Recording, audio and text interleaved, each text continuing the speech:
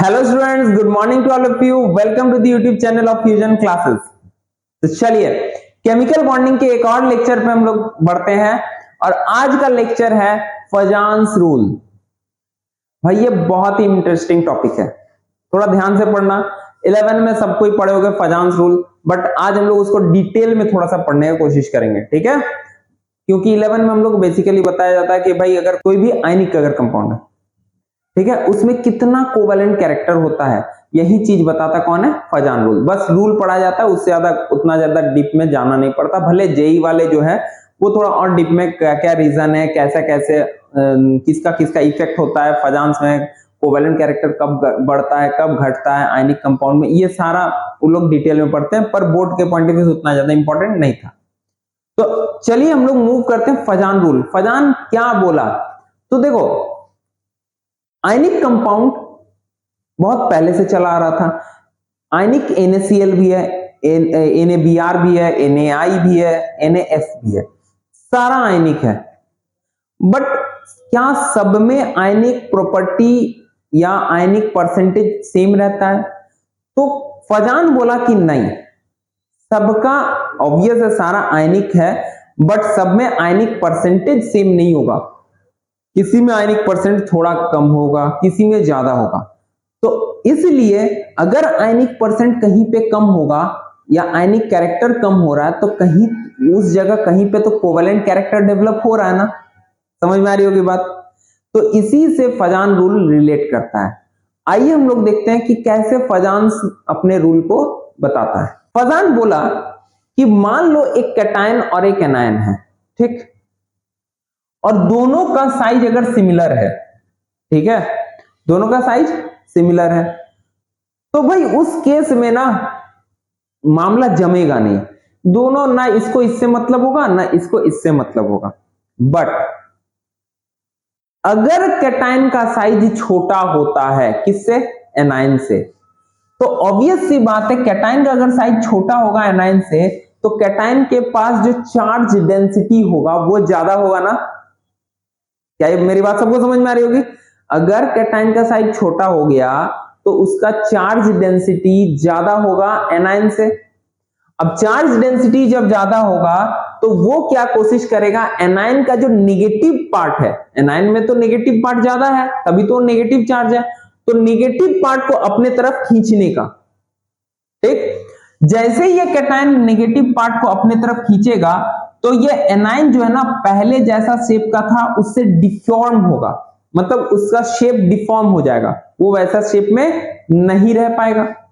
और as a result जो anions है, जो नेगेटिव पार्ट है वो खींचा जाएगा इसके तरफ। तो ऑब्वियस सी बात है जो इस साइड रहेगा, ऑब्वियस देखो दिखाने के लिए तो पॉजिटिव बहुत कोई दिखाता है पर पॉजिटिव होता नहीं है, तो इधर वाला पार्ट जो है इलेक्ट्रॉन डेफिशिएंट हो जाएगा।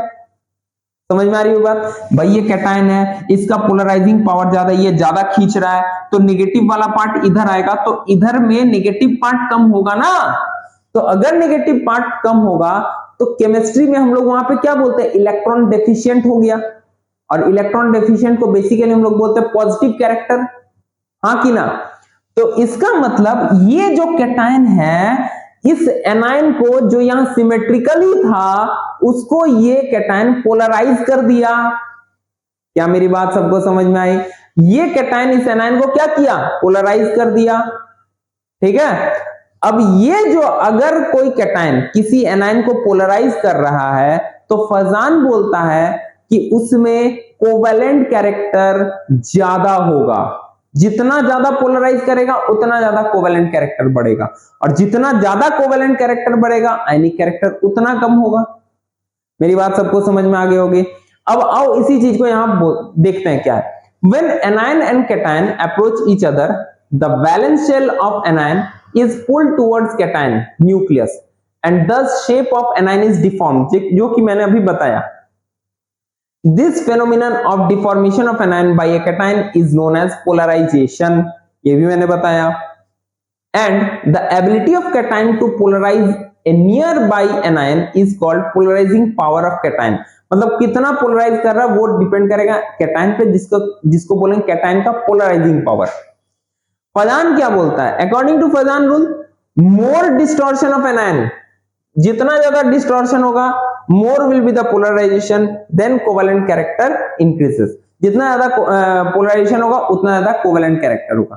तो इससे हमें क्या कंक्लूजन निकाल सकते हैं? क्या मतलब टाइप ऑफ बॉन्ड किस पे डिपेंड करेगा? एक्सटेंट ऑफ पोलराइजेशन पे।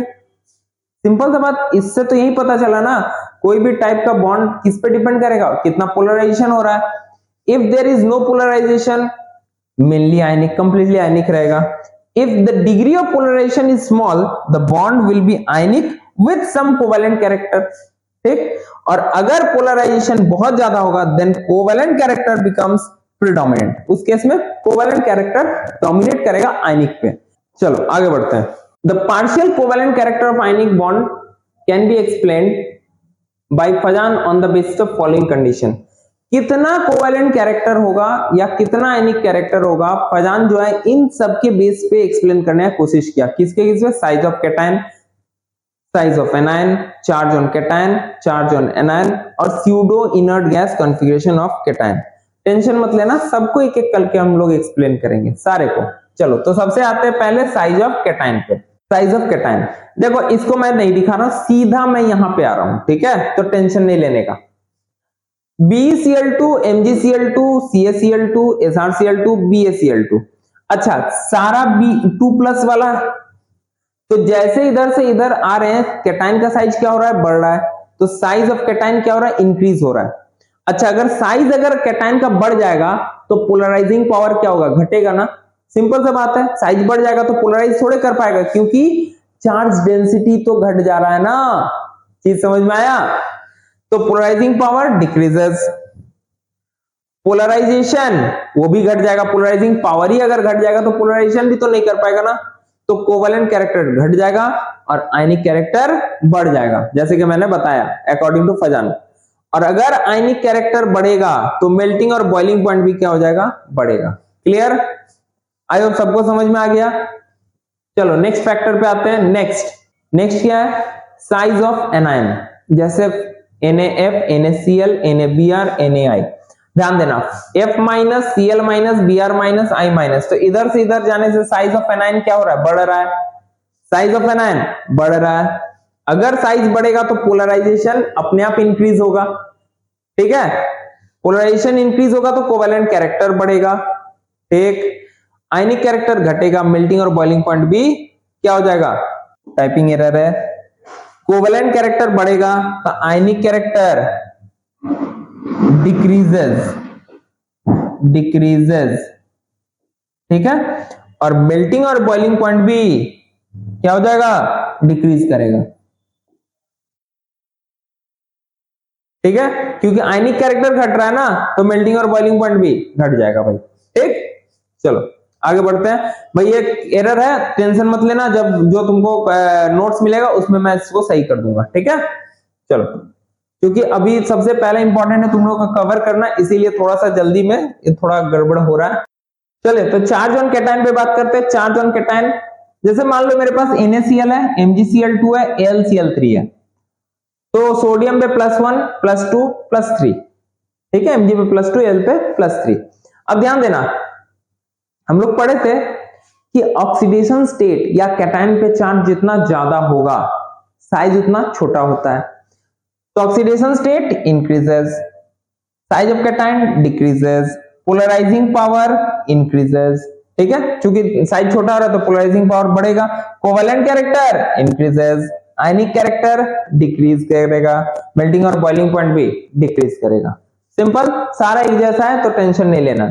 नेक्स्ट आते हैं चार्ज ऑन एनायन। मान लो मेरे पास AlF3 है, Al2O3, Aln, तो अगर फ्लोरीन पे -1 होगा, ऑक्सीजन पे -2, नाइट्रोजन पे -3। हम लोग को पता है यहां पे भी अगर एनायन पे बात करें चार्ज बढ़ रहा है, एनायन पे भी चार्ज बढ़ रहा है। हम लोग को पता है अगर एनायन पे चार्ज बढ़ता है तो साइज क्या होता है? बढ़ता है। कैटायन पे घटता है, एनायन पे बढ़ जाता है। तो बस charge on anion increases, charge on increase मतलब जैसे जैसे चार्ज बढ़ते जा रहा है, साइज ऑफ एनायन वो भी बढ़ेगा, तो पोलराइजेशन भी बढ़ेगा। साइज जितना बढ़ेगा पोलराइजेशन उतना बढ़ेगा। अभी हम लोग देखे भी थे, कोवेलेंट कैरेक्टर इंक्रीज करेगा, आयनिक कैरेक्टर डिक्रीज करेगा, और मेल्टिंग और बॉइलिंग पॉइंट भी डिक्रीज करेगा, क्योंकि आयनिक कैरेक्टर डिक्रीज कर रहा है तो इसीलिए। ठीक है, नेक्स्ट आते हैं स्यूडो इनर्ट गैस कॉन्फ़िगरेशन। सबसे पहले इनर्ट गैस कॉन्फ़िगरेशन क्या होता है? जो नोबल गैस को फॉलो करता है। ठीक है, क्योंकि उसका आउटर मोस्ट सेल कंप्लीट रहता है। अब ये स्यूडो इनर्ट गैस क्या होता है? ध्यान देना, स्यूडो इनर्ट गैस होता है कि जिसका आउटर मोस्ट शेल कंप्लीट हो जाए। ध्यान से सुनना, जिसका आउटर मोस्ट शेल कंप्लीट हो पर वो नोबल गैस जितना, मतलब वो नोबल गैस कॉन्फ़िगरेशन को अटेन नहीं कर पाए, इसी को बोलते हैं स्यूडो इनर्ट गैस कॉन्फ़िगरेशन। जैसे कि मैंने यहां दिखाया Cu प्लस का, देखो 3d10, लास्ट में 18 इलेक्ट्रॉन भी है, बट फिर भी इसका जो कॉन्फ़िगरेशन है ना वो क्रिप्टन के बराबर नहीं आ पाया। बट वहीं Na प्लस देखो इसमें 8 इलेक्ट्रॉन है और ये नियॉन के कॉन्फ़िगरेशन के बराबर आ गया।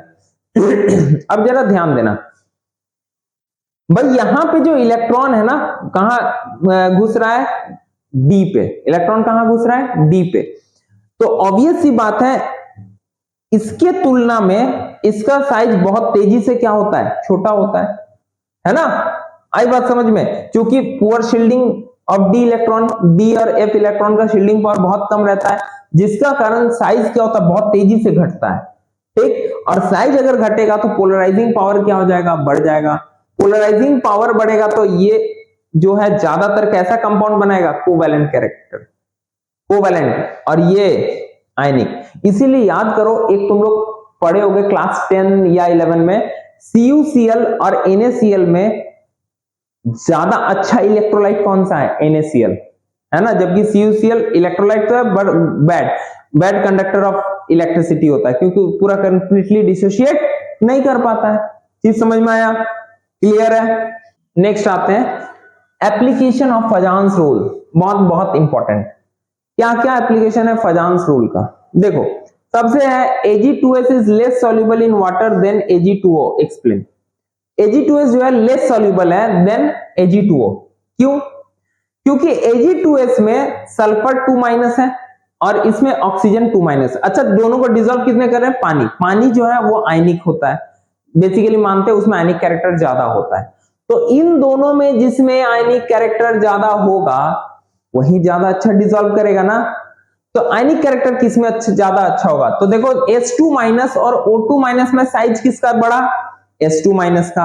अगर H2- का साइज बड़ा हो जाएगा तो उसका पोलराइजेशन ज्यादा होगा, तो कोवैलेंट कैरेक्टर ज्यादा हो जाएगा ना। इसीलिए Ag2O बेसिकली वाटर में ज्यादा सॉल्युबल है देन Ag2S। आई होप सबको समझ में आ गया होगा, सबको क्लियर? चलो, उसी तरह एक और है FeOH3 is less soluble in water than FeOH2। Explain. इसमें जैसे एनाइन पे बात था, इसमें कैटायन, यहाँ पे Fe3+ है, यहाँ पे Fe2+ है। Fe3+ और Fe2+ में किसका साइज छोटा? Fe3+ का। जिसका कैटायन का साइज छोटा उसका पोलराइजिंग पावर ज्यादा, पोलराइजिंग पावर ज्यादा तो कोवैलेंट कैरेक्टर ज्यादा। क्लियर? इसीलिए FeOH2 more soluble than FeOH3।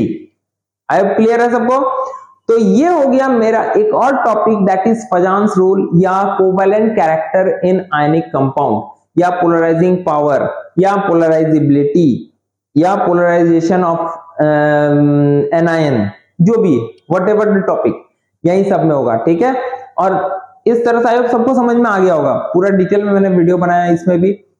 तो अगर वीडियो अच्छा लगे तो प्लीज चैनल को शेयर करना है, सब्सक्राइब करना है और नोटिफिकेशन बेल को ऑन करके रखना है, और ज्यादा से ज्यादा अपने फ्रेंड्स को इस चैनल के बारे में बताना है। तो चलिए मिलते हैं अगले लेक्चर में, तब तक के लिए थैंक यू, जय हिंद।